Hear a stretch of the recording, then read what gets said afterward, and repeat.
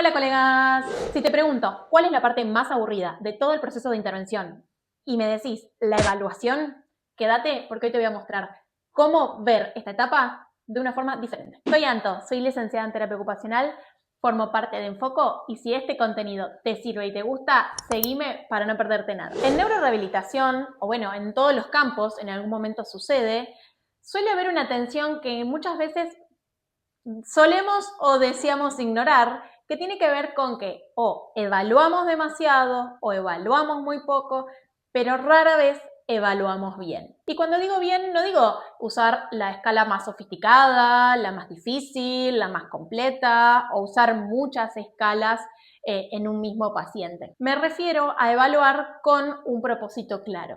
Porque hay algunas preguntas que nos deberíamos hacer antes de iniciar el proceso de evaluación y que en general en la práctica no nos hacemos. Primero y principal, ¿qué quiero saber? Si la herramienta que estoy eligiendo sirve para evaluar eso que quiero saber. Y la más importante, si voy a hacer alguna toma de decisiones diferente en base al resultado que me dé esa evaluación. Esta pregunta es de las más incómodas, porque si la respuesta es no, ¿para qué estamos evaluando? Esto no es una crítica, es algo que pasa en todos los contextos, en todos los niveles de experiencia y de aprendizaje. Evaluamos por inercia, porque la institución nos lo solicita, porque aprendimos esa evaluación en una formación o simplemente porque siempre lo hicimos así y no nos lo cuestionamos. En general suele ser un paso que queremos que suceda rápido, que se termine rápido porque queremos pasar a la acción, que sería el plan de acción terapéutica, y nos olvidamos un poco del objetivo final que tiene la evaluación, que es dar a conocer información relevante que nos va a servir más adelante.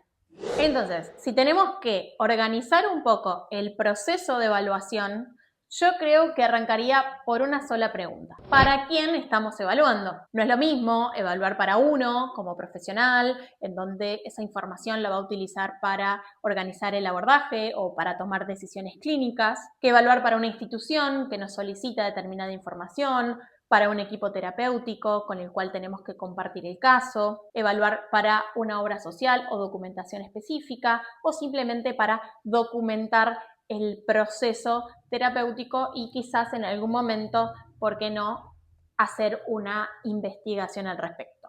Cada uno de estos destinatarios va a necesitar información diferente y a veces eso que necesita la institución, la obra social, el equipo, es diferente a lo que uno necesita al momento de tomar decisiones clínicas. Y acá viene otra de las grandes tensiones al momento de evaluar. ¿Cuándo elegir evaluaciones estandarizadas y formales y cuándo solamente aplicar la observación clínica? Y acá es importante que nos hagamos la pregunta de hasta dónde alcanza solo con mirar, cuándo una escala estandarizada nos agrega valor real o información relevante y cuándo quizás es simplemente un número. Obviamente que no hay una respuesta universal para estas preguntas, pero son las que nos organizan un poco el criterio clínico que vayamos teniendo a lo largo de cada terapia con cada paciente. Y muchas veces es justamente esto lo que nos falta. Vamos con un ejemplo. Si tenemos un paciente con una ACV y utilizamos una escala para evaluar el funcionamiento del miembro superior, aplicamos esa escala y según la escala los números nos dan bien. Pero después, cuando observamos el uso de ese miembro superior o le preguntamos al paciente, a la familia, a su red de apoyo, cómo usa y hace uso realmente de esa función, nos damos cuenta de que hay una discrepancia entre la evaluación formal y la aplicación real en la persona.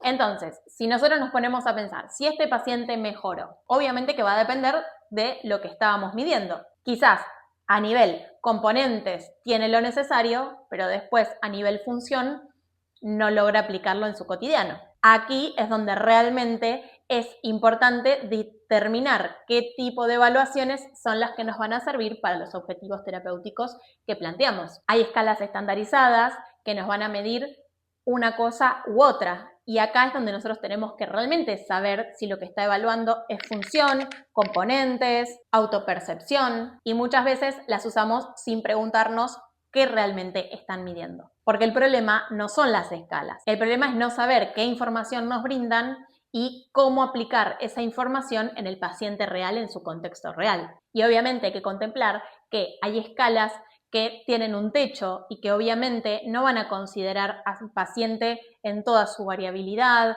en su contexto, en si tiene un buen día o un mal día.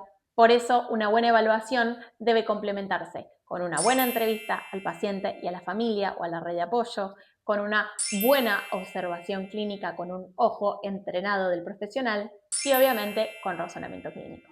Por eso lo más importante de esta pregunta no es qué herramienta elijo, qué evaluación tomo, porque hay más de 150 opciones que varían respecto a la patología, al tipo de evolución del paciente, para cada proceso, por diferentes áreas, por diferentes funciones. En realidad, la pregunta está en cómo razonamos esa elección, es decir, conectar lo que medimos con las decisiones que vamos a tomar. Y esto obviamente se aprende debatiendo con otros, charlando, conociendo diferentes opiniones, buscando, investigando, revisando un poco nuestra práctica cotidiana.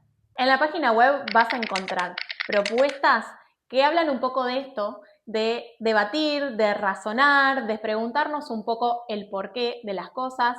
Si sos un profesional de la neurorehabilitación que quiere hacerse más preguntas que respuestas, te dejo el link en la descripción para que chusmees todo lo que tenemos. Antes de que te vayas, te voy a dejar una pregunta para que abramos un poco el debate. ¿Cómo te llevas con el proceso de evaluación? ¿Sentís que los datos que estás recolectando realmente influyen en tu abordaje terapéutico? Te leo en los comentarios. Como siempre, si te gustó, déjame un like y nos vemos en la próxima.